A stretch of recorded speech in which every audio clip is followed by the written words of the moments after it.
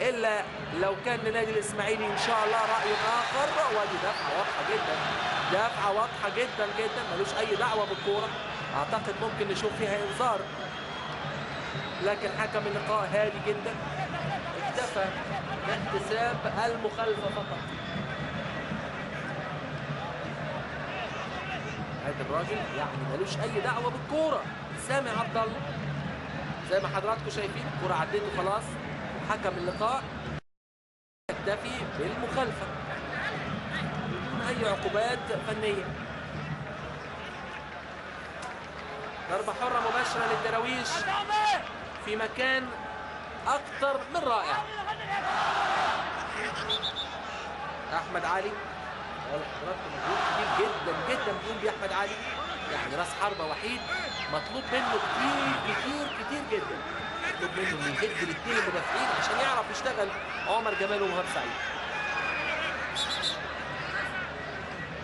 هنا طبعا ضربه حره، ادي محمد حمص يعني حاطط ايده في وسطه كده وبيفوق نفسه. لا فوق يا حمص، فوق يا حمص، عايزين يعني الدقائق المتبقيه من عمر اللقاء، 25 دقيقه متبقيه من عمر اللقاء يعني مهمه جدا. اقول لحضراتكم ليه؟ لان اللي هيفوز بهذا اللقاء بنتيجه اللقاءين هيصعد لدور الثمانيه، خلاص ما عادش في دور مغلوب في مباريات بقى، ومعرض انك تكون غير موفق في اللقاء. احمد سمير عرضيه داخل المنطقه، حمص هو ده الكلام. يا سلام عليك 100 فرحت الفعاليه وكل الكره المصريه. يا سلام يا حمص، يا سلام يا حمص، يا سلام يا احمد يا سمير، يا سلام عرضيه عالميه وراسيه 100 وهدف يفرح اسماعيليه وكل الكره المصريه.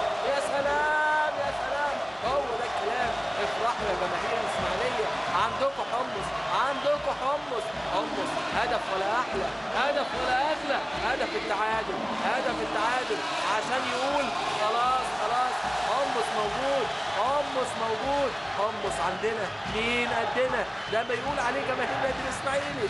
يا سلام يا حمص، لسه بقول لحضراتكم قبل الضربه حمص بيفوق نفسه، قلت له فوق يا حمص، باقي 25 دقيقه، وبالفعل سمع الكلام، حمص فاق. ادي حمص قبل اللعبه لسه ما فيش ثواني فوق نفسه كده وعمل ضربه راس، وكانه بيتقمص دوره في مباراه ايطاليا وبيسجل هدف ولا اغلى لنادي الاسماعيلي. ادي بقى هدف التعادل، هدف التعادل. يا سلام يا حمص، عيد كمان وزيد، فرحه كبيره مفيش كلام. وعماد سليمان افرح يا عمده، افرح يا عمده، هدف غالي.